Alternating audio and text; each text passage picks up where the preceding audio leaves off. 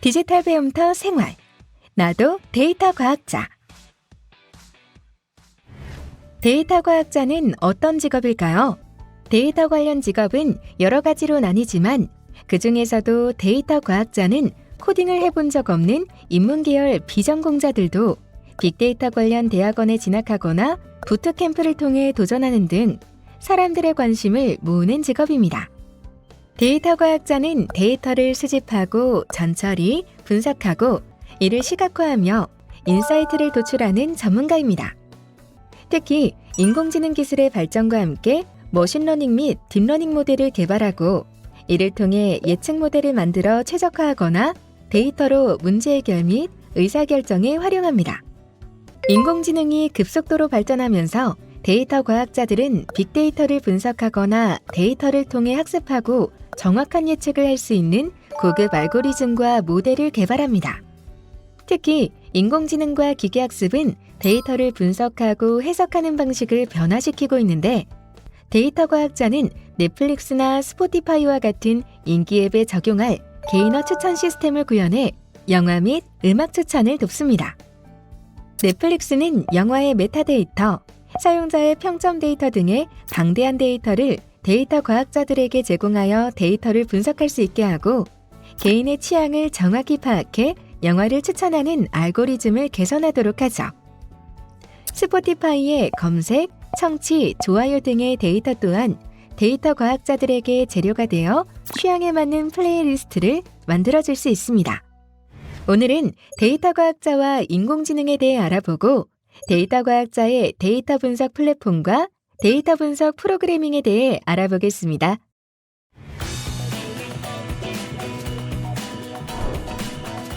데이터 과학자와 인공지능.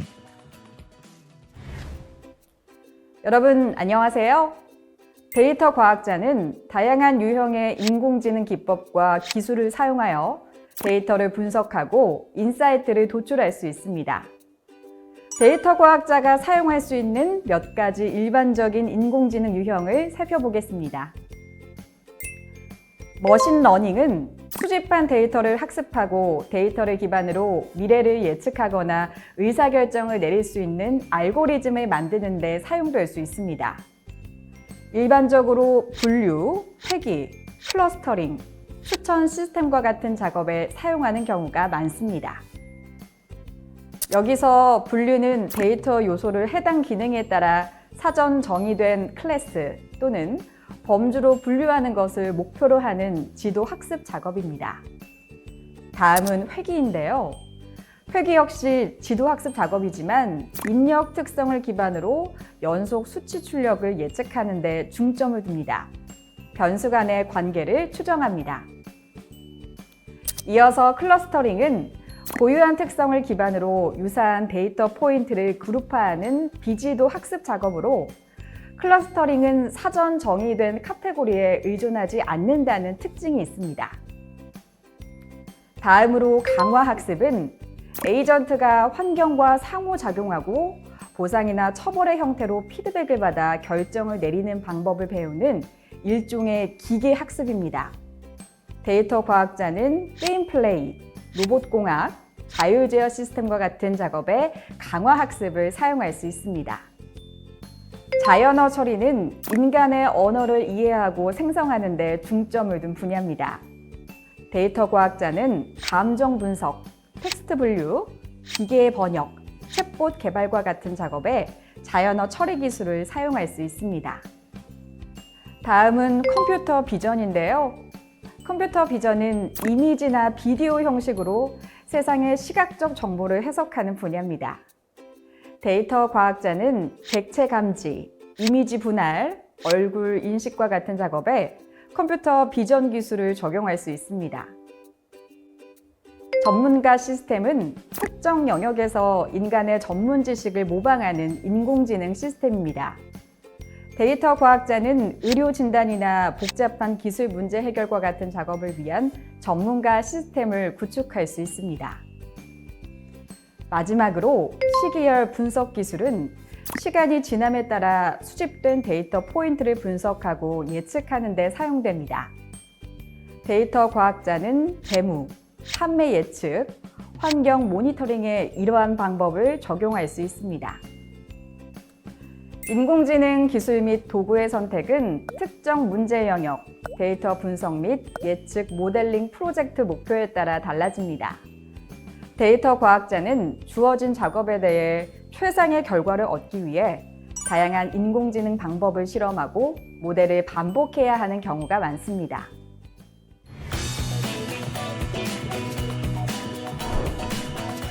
데이터 과학자의 데이터 분석 플랫폼.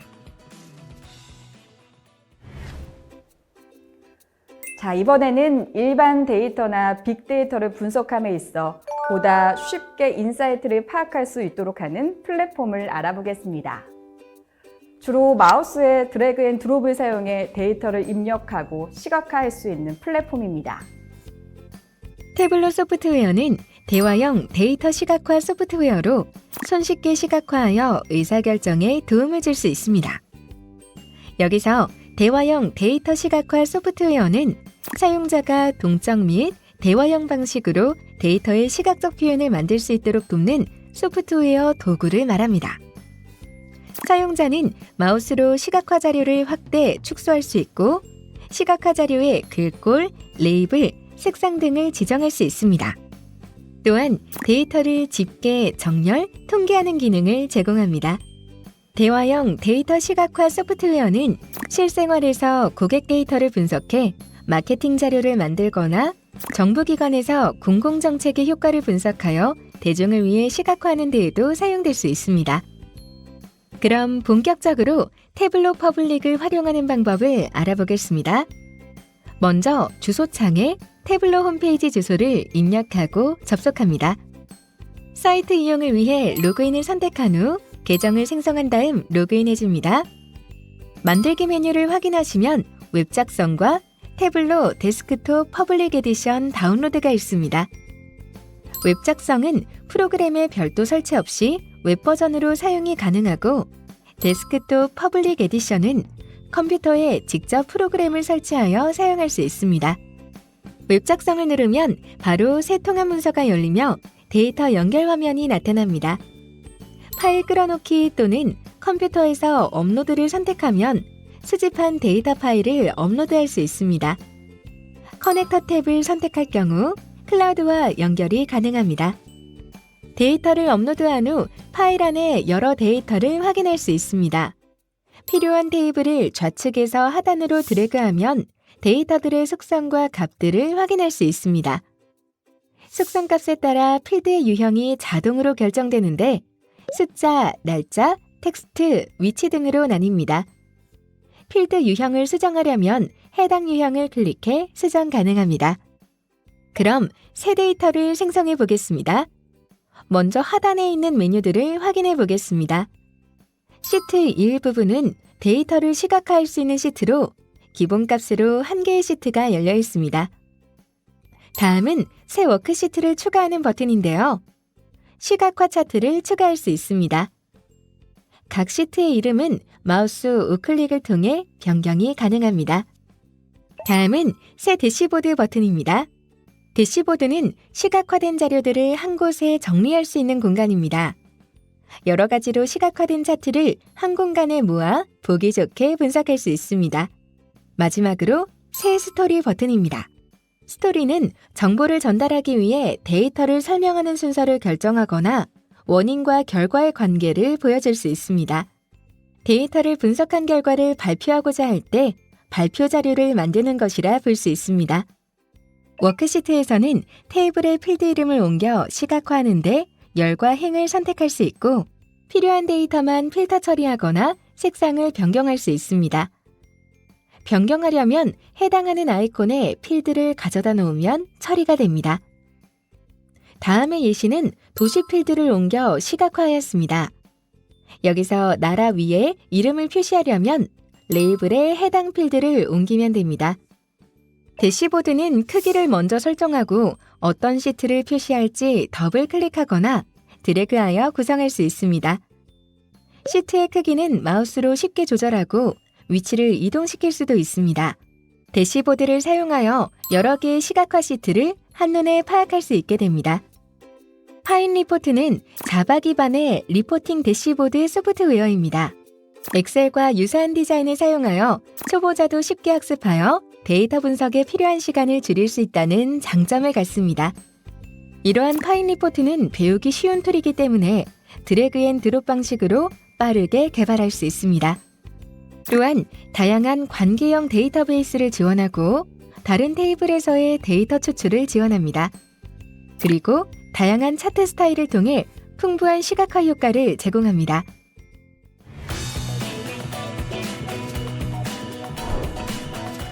데이터 과학자의 데이터 분석 프로그래밍. 앞에서 다룬 분석 도구는 프로그래밍을 하지 않고 데이터를 관리 및 시각화해 인사이트를 도출하는 플랫폼입니다.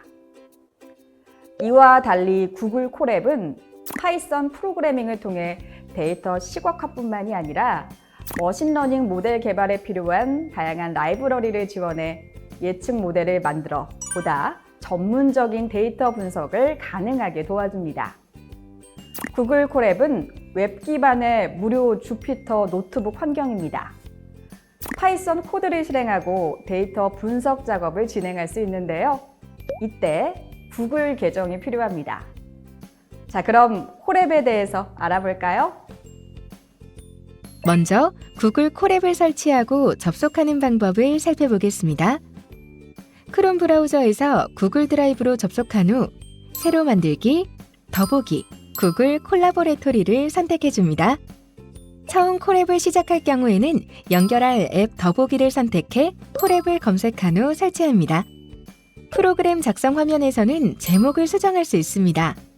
프로그래밍 코드를 작성하기 위해 코드를 실행할 때는 파이썬 코드를 작성한 후 옆에 재생 버튼 또는 컨트롤 플러스 엔터를 눌러 실행합니다. 실행하면 코드의 결과가 아래에 출력됩니다. 텍스트 글 공간은 더블 클릭하여 설명글을 작성하면 됩니다. 콜앱에서 데이터 파일을 읽어오려면 먼저 구글 드라이브 폴더에 사용할 데이터 파일을 업로드해야 합니다. 그 후 해당 파일이 존재하는 폴더와 연동을 합니다. 해당 코드는 다음과 같습니다. 폴더 안의 파일을 확인하였을 때 업로드한 파일 이름이 확인되면 연동에 성공한 것입니다. 데이터를 확인하기 위해 데이터를 읽고 출력합니다. 그럼 이번에는 시각화를 위한 기본 그래프 그리기 코드에 대해서 살펴볼까요? 먼저 파이썬 그래프와 관련된 코드와 예제를 살펴볼 수 있는 사이트를 참고하시길 바랍니다. 먼저 꺾은 선 그래프입니다. 플롯 함수는 직선 또는 꺾은 선 형태의 그래프를 그릴 때 사용할 수 있습니다. 괄호 안에는 데이터가 저장된 리스트를 넣어주면 됩니다. 다음으로 히스토그램은 자료의 분포 상태를 막대 그래프로 나타낸 것으로 데이터의 빈도에 따라 높이가 결정됩니다. 마찬가지로 함수의 괄호 안에는 데이터가 저장된 리스트를 넣어주면 됩니다. 이어서 리스트를 만들고 필요한 데이터를 리스트에 추가하는 코드를 알아보겠습니다. 먼저 리스트를 만들어 하나의 값을 출력하거나 여러 값을 출력하는 코드입니다. 그리고 리스트에 값을 추가하기 위한 코드입니다.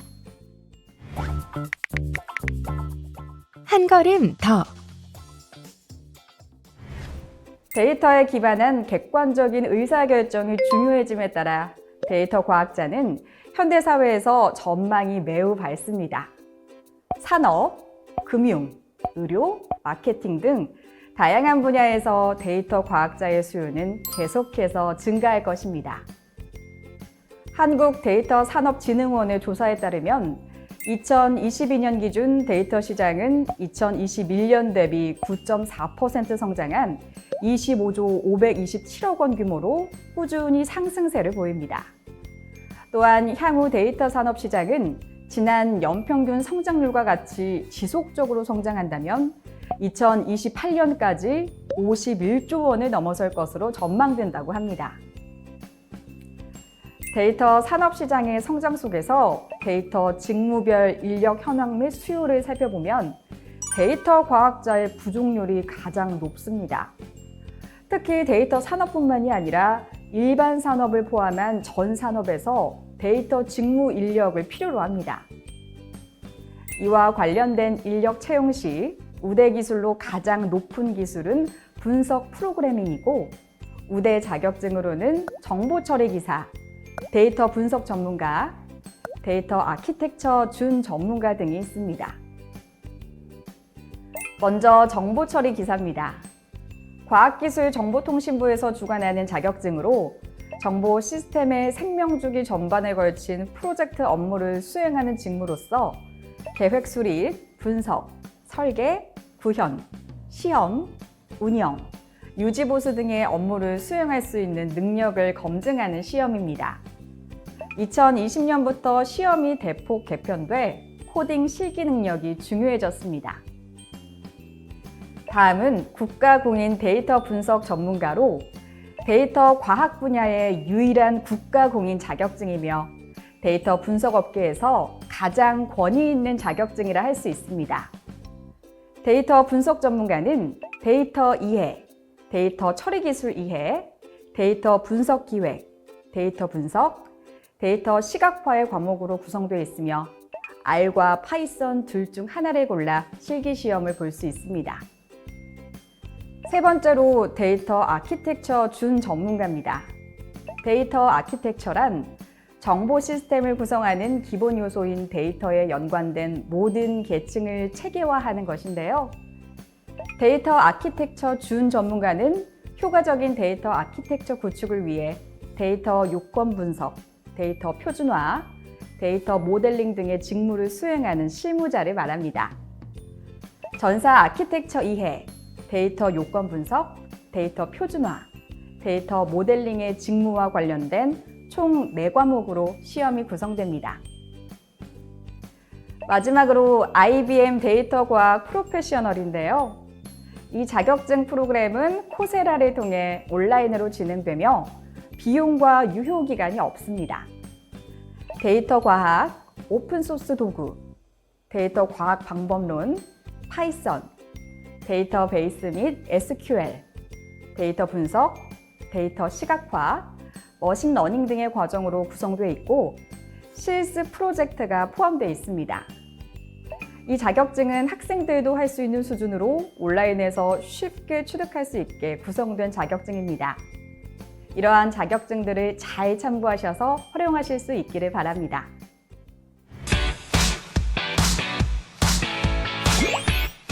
이것으로 나도 데이터 과학자 학습을 마치겠습니다. 감사합니다.